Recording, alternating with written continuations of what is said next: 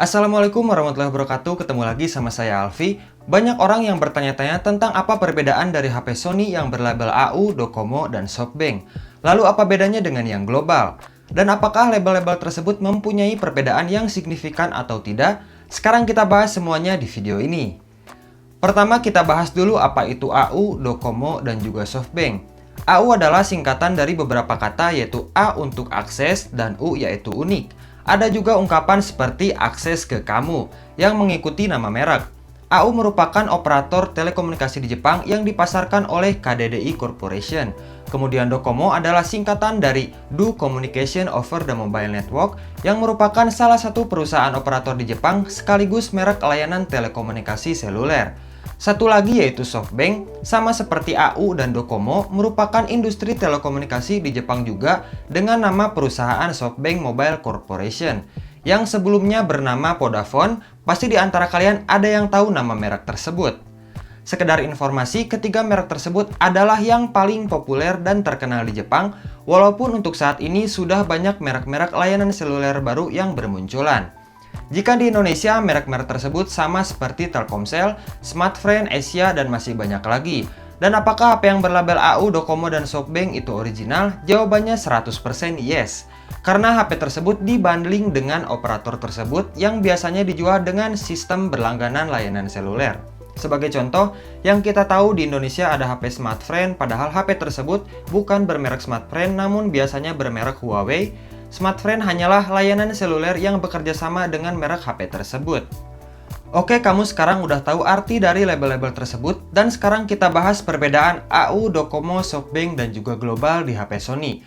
Dan saya ambil contoh di HP Sony Xperia XZ1.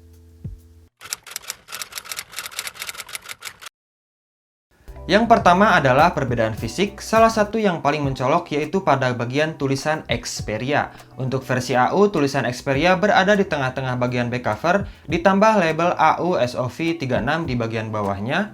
Kemudian untuk versi Docomo, tulisan Xperia berada di bawah back cover dengan label Docomo di bagian tengahnya. Berbeda dengan versi SoftBank, di bagian back covernya hanya ada tulisan Xperia saja, ini sama seperti versi global. Untuk membedakannya, pada saat proses booting, versi provider SoftBank akan muncul logo SoftBank, tidak seperti versi global. Itulah perbedaan yang pertama. Sekarang kita bahas perbedaan yang kedua.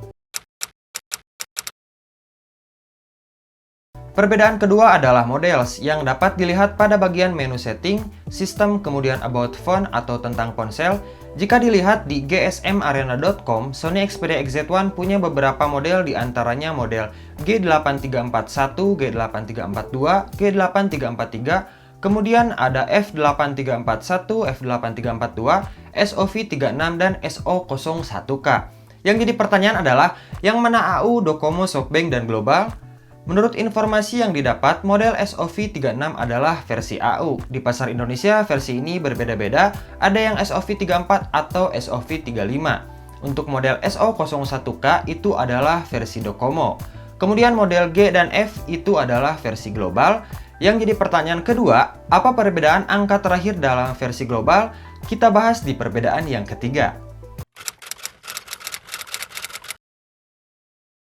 Untuk ketiga versi Jepang, yaitu AU, Docomo, dan juga SoftBank, hanya memiliki satu slot SIM card saja, karena ketiga versi Jepang tersebut sudah bekerja sama dengan provider masing-masing, jadi kalian tidak akan menemukan Sony Xperia XZ1 yang punya dual SIM card pada versi Jepang. Dan apakah Sony XZ1 versi global terdapat dual SIM card? Jawabannya ada yang iya dan ada yang tidak.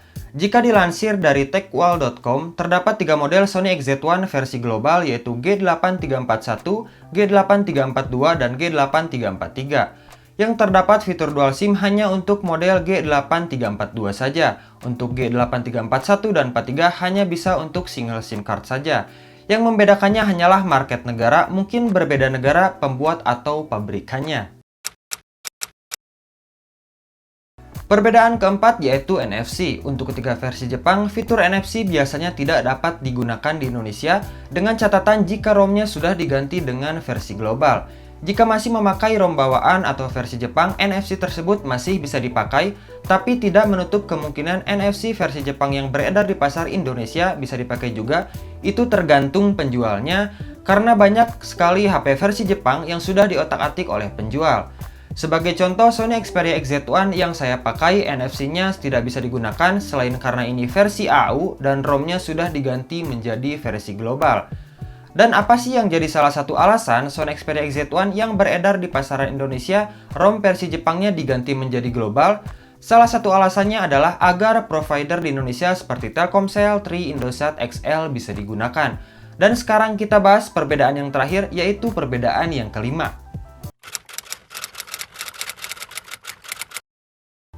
Jaringan versi AU, Docomo, dan SoftBank itu tidak bisa diubah karena itu adalah mesin, jadi kita tidak bisa mengotak-atik jaringan tersebut. Banyak dari beberapa pengguna Sony XZ1 versi Jepang di Indonesia yang mengeluh jaringan versi AU, Docomo, atau SoftBank tidak stabil, jaringannya lemah, dan lain sebagainya. Alasannya adalah karena perbedaan frekuensi.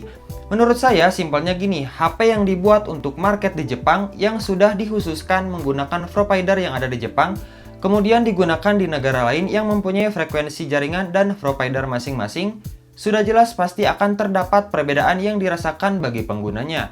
Dan menurut saya, frekuensi jaringan merupakan salah satu kekurangan dari jenis HP Jepang AU, Docomo, dan juga SoftBank jika digunakan di Indonesia.